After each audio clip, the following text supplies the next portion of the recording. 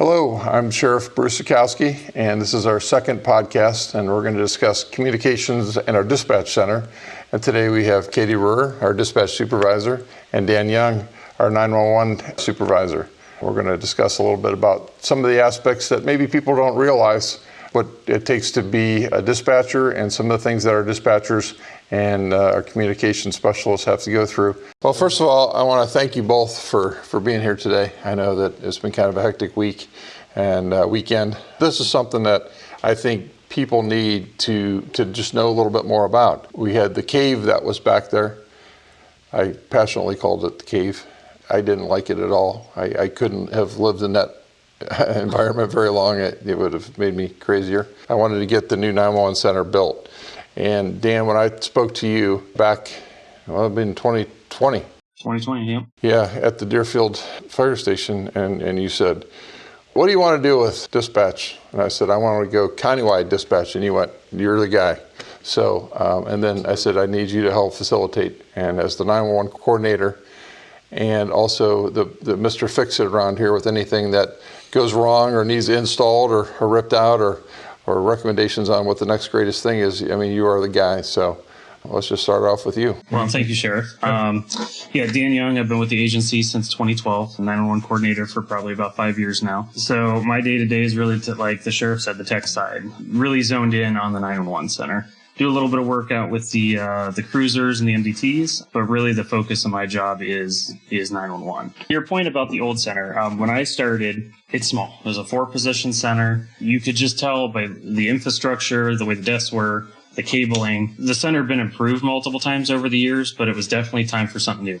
New and bigger, right? Up until 2021, we primarily only did law dispatch. And back when I started, it was just the Sheriff's Office and Brady Lake Police Department. Now we're responsible for 5 police agencies and 8 fire and EMS agencies. The 8th one's actually coming on today, Wyndham Fire. We're really happy to have them in the family. Awesome. Here. Yes. They were ecstatic to come over. The chief came over just to do a meet and greet, and Great guy.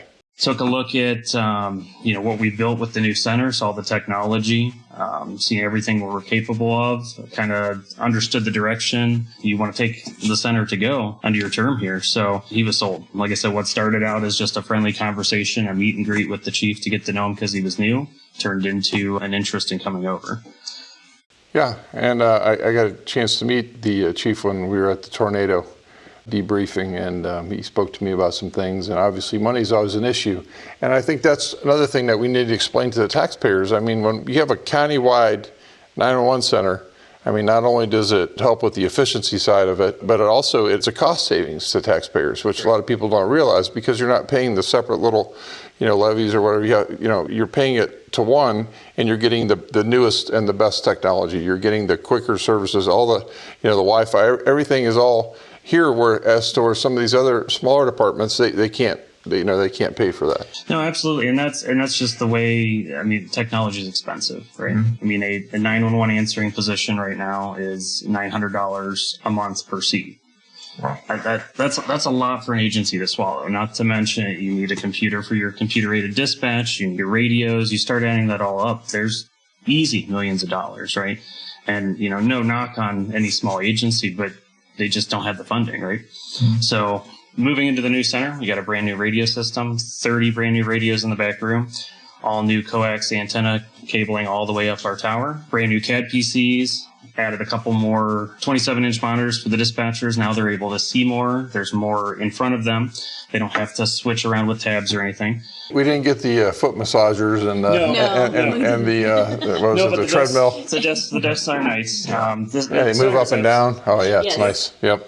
Center's absolutely beautiful. You didn't even have a window before all that. I mean, and there was actually somebody that kind of fought me when I said, we're keeping that window, because, I came from the state, and I don't remember how many times, it would be snowing, and people would call and say, is it snowing outside? And look out the window. Yeah, it's snowing. So one of the many calls we get in the wintertime. Yes. So we'll talk about do's and don'ts as far as some 911 calls too a little bit later.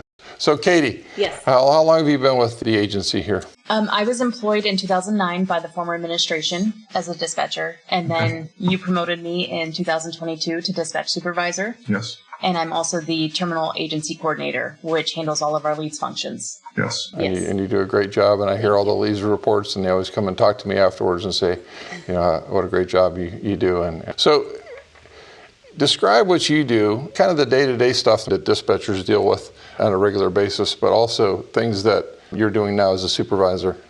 Sure. So as a dispatcher, you're taking anywhere around 300 calls a day per shift. So it's extremely hectic. You need to be capable of working under pressure. It's the team that we have is great. Everybody helps out. But back in that center, we were all on top of each other. So that was another nice point, like Dan added, when you came in, you wanted to build a new dispatch center. A little room to breathe. Have some room. Space. Yes, Dan and I were both on the same page early on before either of us were in the positions that we're in now, that consolidating and growing was the way to go.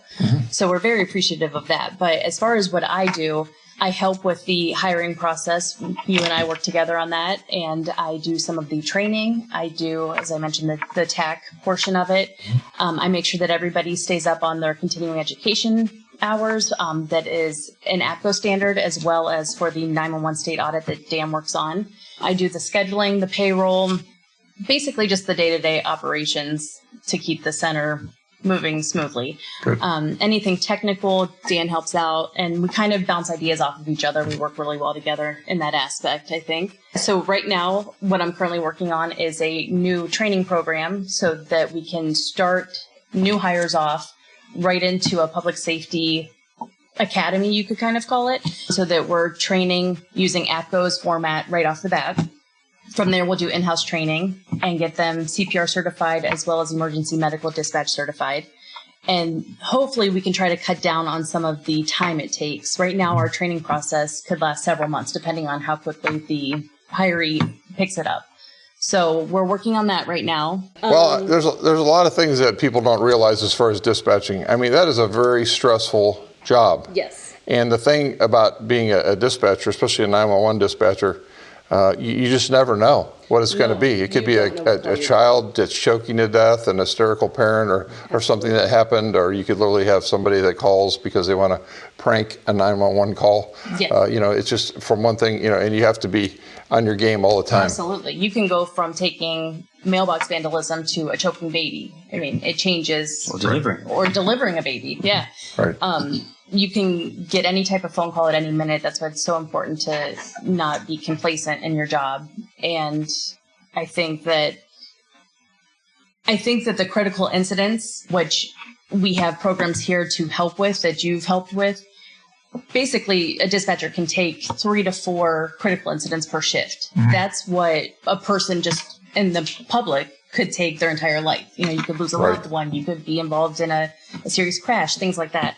So it's really important that we take care of our dispatchers because of those types of calls that are coming in. We want to make sure that they're getting the help they need if it's a little too heavy for them at times. Right. So we have peer support. We have the employee assistance program. That's great. And we also have our CIS team that basically, if there is a critical incident, we can call them. And they're still human beings at the end of the day, and some of our parents and have kids, and we all know people. I'm not going to call anybody out or any of the instances, but we've had that call to where it's a life or death, and sometimes it didn't turn out the way we'd hoped. And it does have an effect on people, and that's what I think a lot of people don't realize, the human side to what we do. I mean, obviously we have to be very systematic, we have to be very professional. And actually, that's what Kristen and I were talking about earlier today in dispatch. It's nice having the center with all of the divisions here on site. So we have the chance to talk and find out what happened. Sometimes when you take a call, you don't get the end result, and you go home wondering what came about.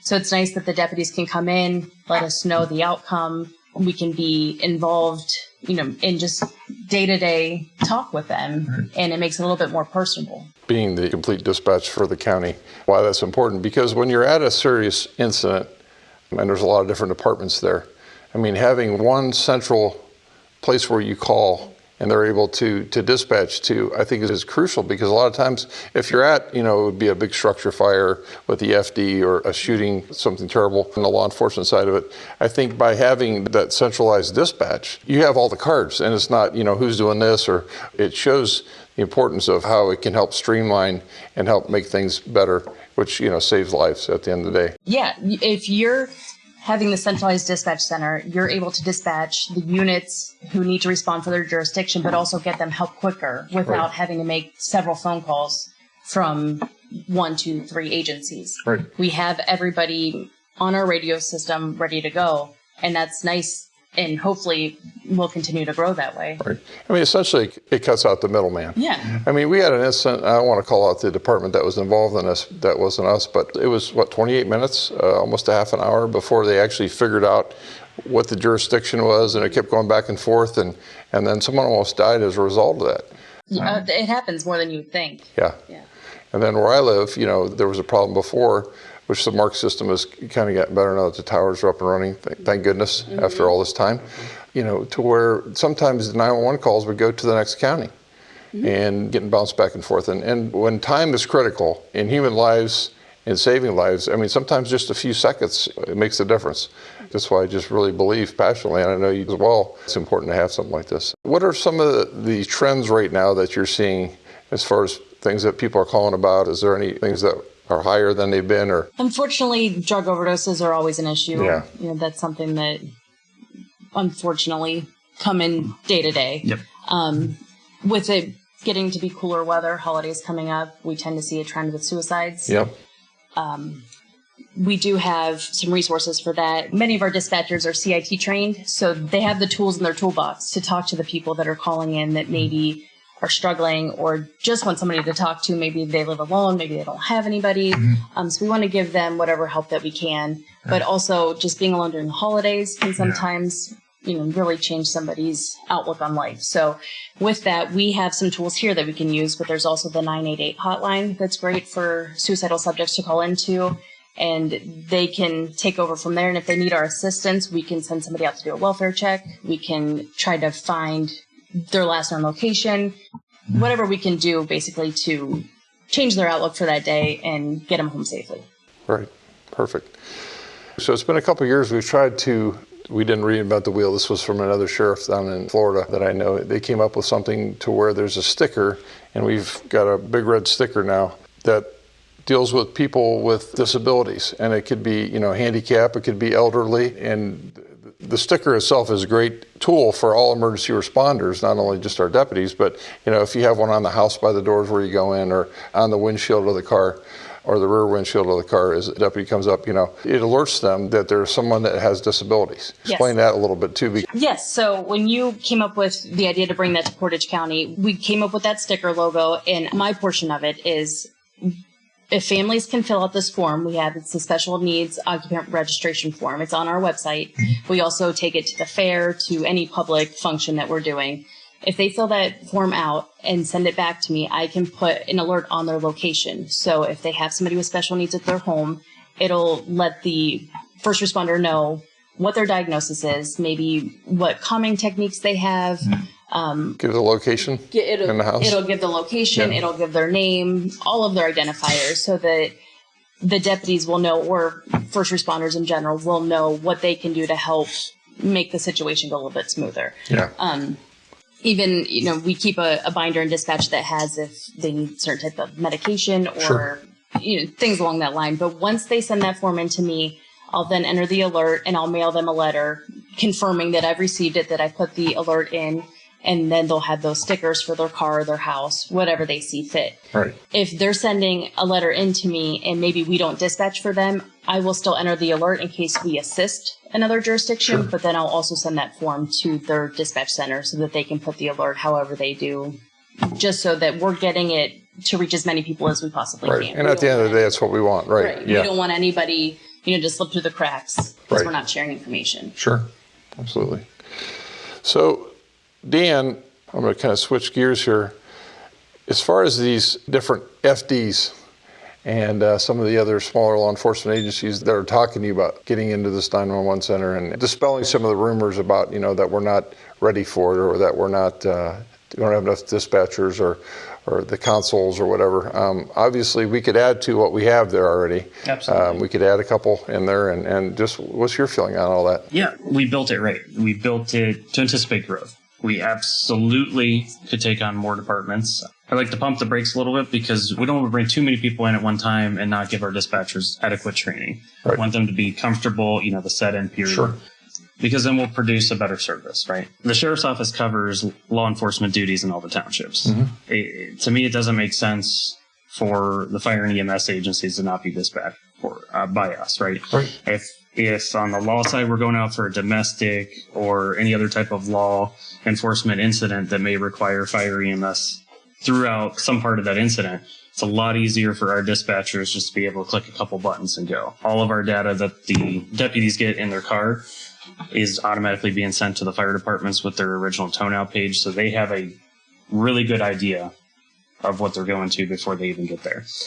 But it goes back to, like Katie said, the data sharing. Once these agencies come into our house for dispatch, we're able to open up just everything we're able to do. Say you live in a township where we do not dispatch the fire and EMS for the township. So if a 911 call comes in and let's say it's somebody having trouble breathing, our dispatchers here at the sheriff's office will get the call because we get the wireless 911 calls and the landline calls for all the townships in the county.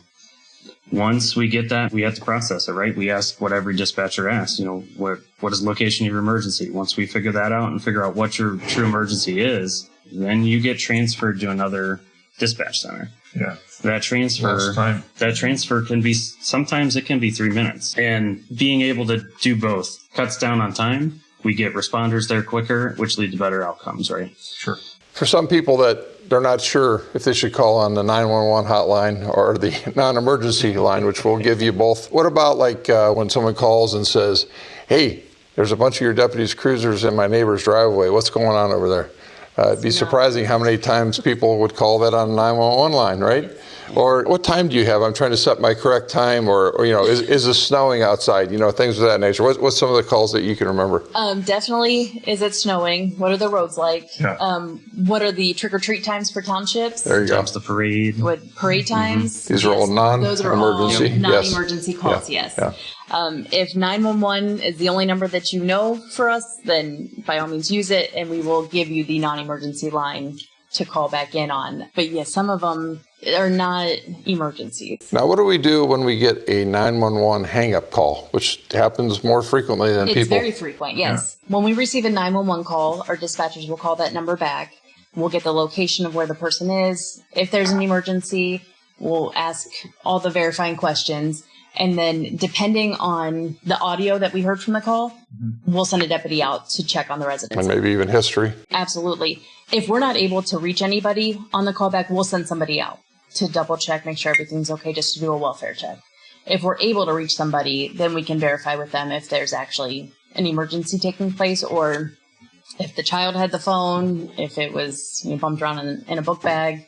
That happens. It does. Even on some like the Apple Watches, I think there's something that people have told me. I don't have Apple, but I like to tell everybody that may not know, any phone, whether it has service or not through a service provider, can still call 911. That's a great point. It's a federal law. So just be mindful that, again, even if you're not paying for service on that cell phone, it can still call 911. Now, some people, they recommend leaving an old unactivated phone in their car with a charger in case there is an emergency and they do need to dial 911. They've got one in there. Mm-hmm. But again, just a little PSA. So, Katie, if you're in an emergency situation, say you're someone who just got into a car accident and you're not really sure where you are and you slid off the road on icy conditions, or God forbid you would go into a creek or a river, obviously you want to call quickly, but what are some of the key things that would help dispatch get emergency responders there quicker? Being able to talk to us is obviously the best thing, but if you can't, we can plot your phone based off of the coordinates. So even if you're not able to talk to the dispatcher, so if you're unconscious or whatever. Yes, if you're able to call 911, leave your phone line open, and we'll try to plot to the closest location that it's showing on our map. But if you are able to speak, then landmarks is a great option. Maybe we may not know exactly where you are, but based off of our 911 mapping, we can see a general location and we can ask questions. Do you see any type of landmarks? Which also actually comes in handy with college students over in the Kent State area that aren't familiar with our area. Yeah. It's a little bit different than, being in an accident, but We also like to use landmarks with them as well because they're not familiar with the area that they're living in. That's what we like to ask a lot of our new dispatchers is please make sure that you become familiar with not just the roads, but the landmarks in the area because that can help in a critical situation. And part of the onboarding with the dispatchers is they do spend time out in the cruiser with the deputies. So go ahead and explain that. We like to have them do a ride along with the deputies so they can see the areas, the landmarks, get to know just even the job of the deputies so they know. It's really helpful when it comes to radio traffic, in my opinion. Sometimes with deputies, we don't know what they're always doing out there. And if they're not answering their radio, it's easy to become frustrated. You assume they're just not answering, but it could be the location that they're in, the radios may be acting up. So we like to have them do a ride along so they can get familiar with what the deputies are doing, to learn the area, the geography, and it helps with those type of situations of critical calls where you can add a little bit of your experience from your ride along. And the training goes both ways because new deputies that are brought in also spend some time in the comm center as well to see that side of the radio. That's something that I brought in as far as how they go to the jail for a little bit. They get to go see how the courthouses work and the dispatch, because I think having us all on the same page or the same sheet of music, that if everybody understands, sometimes in booking, why you're waiting a little bit to get somebody in there, maybe it's shift change or maybe there's something going on or whatever. So that's good. Yeah, it's beneficial for the deputies to sit in dispatch because they can see how many phone calls we're getting, how many radio bands we're answering. So not to become frustrated with us as well when it takes just a little bit longer to answer back. I mean, they are our number one priority, but sometimes it can sometimes there's something else way bigger going on and they don't realize it. So what's something that you would like to talk about, Dan, maybe as far as the new Marks Towers that we've been waiting for a long time to get in? I came from the state, so this was something that, the Marks Tower was kind of like the holy grail. So for the Marks Towers, now that the Portage County simulcast is up, it's basically increased the footprint in Portage County. So before the simulcast, we only had 3 towers, and we were really dependent on the adjacent counties once you started getting more towards the county line. Through that, talking to a few of the deputies, like Southeast Schools didn't have radio coverage in building. Now about 80 to 90% is covered. There's brand new tower, Garrettsville, brand new tower in Deerfield, which attributes to Southeast. I talked to one of the SROs at Waterloo. They're saying that there is pretty good coverage now inside of Waterloo. And we're talking the radio coverage. It's important. You see all these active shooter situations in schools, churches, whatever. Prior to the simulcast, you're sending in deputies without any type of communication. Now with the simulcast, we've really increased safety and the communication. Keeps the dispatchers sane because they actually know that their guys inside the building are safe. So, yeah, they are the lifeline. That's what a lot of times people don't realize. That deputy, even if the dispatcher's having a bad day, that's their lifeline to pull them back to safety. So, very important. So, is there anything else you'd like to talk about? Well, so we're hiring. Yes. So we are hiring full-time and part-time positions in dispatch. If anybody would like to apply, they can go to the Portage County website or come here to the office and pick up an application. Once we have that, we can go through the background process, which can be lengthy, but once everything checks out there, it will go to a CVSA, which is basically like a voice stress test, similar to a polygraph, and then a drug screen. If everything checks out, then we'll interview. What happens if somebody's not quite sure that they're cut out for dispatching? Is there a way they can come here and maybe look a little bit? Similar to the ride-along program with the deputies, they can come in and do a sit-in in dispatch, and they can get a feel for day-to-day operations, see how busy it is, see if it's something that they think they would work well in that environment. Generally with applicants, we like to check that they're good at multitasking, work well under pressure, and that they can type at least 50 words per minute. And if they feel like those are all things that they can handle, then we can take them on to start in-house training. They do not need to have any previous training. If they do, that's great, but they don't have to. We'll do everything in-house here. After they've been properly vetted, too. After they've been vetted. They don't want any lunatics. No college degrees necessary, just high school diploma or GED. Yes. You got to be 21 years or older. Be able to pass background and drug screening, right? Mm-hmm. And we do take lateral transfers from other agencies, so. Great. Which is new under Sheriff Zuchowski as well. Yes. Yeah, we do like laterals because sometimes, people that, you can't train some of that stuff that they already bring, and that definitely is beneficial. Sometimes it's good, sometimes it's not so good, but anyway, yeah. What about you, Katie? What was something that you would like to add here? It is an extremely stressful job. our call volume. We're roughly at about 38,000 calls right now. Where are we at typically? I mean, or annual, what's an annual average? So 23 and 24, the number of incidents, we're talking, CAT incidents created, whether it's by the deputy or by the dispatcher, we're around 48,000 for 23, 24. We average about 24,000 911 calls a year, and our non-emergency admin calls just into the center itself range anywhere from 80 to 100,000. Wow. So we're a little busy center back there. Can we get busier? If we build it, they will come, right? That's what I tell people all the time. And going back to the way 911 works, because we take these 911 calls for the townships in Portage, even if we don't dispatch the fire and EMS, we're already taking the original 911 call. Right. So those numbers are already built into this. Now, there is a little bit more work to it, right? Because instead of just verifying the address and transferring it off to the correct center, now we're processing the call, maybe doing EMD, and then dispatching out the fire department. It is a little bit extra work, but it's saving time. Absolutely saves time every time. And when I tell people when they ask about the job and how busy it can get, I don't sugarcoat that, but at the end of the day, you've helped somebody in one of the hardest moments, and that can be extremely fulfilling. That's a feel-good moment for sure. Yeah, absolutely. You can't describe that feeling of knowing that you saved somebody or you maybe helped a choking kid or something, of that nature. We actually almost had dispatcher deliver a baby, last week? Yes. Down in Atwater, I believe. Wow. And another dispatcher actually helped watch a parent through the Heimlich on a child. 6-week-old baby was choking, and she helped the father, and the baby was great. That's awesome. Yeah.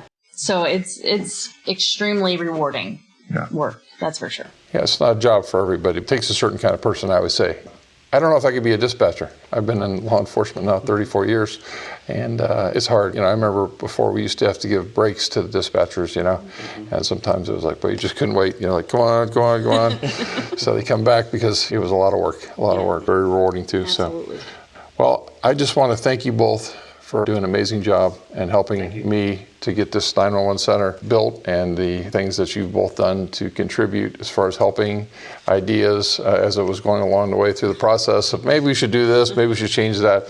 And I'll tell you, I'm proud of that center. I love it. I know there's a lot of people that told me we couldn't do it, didn't want it to be done.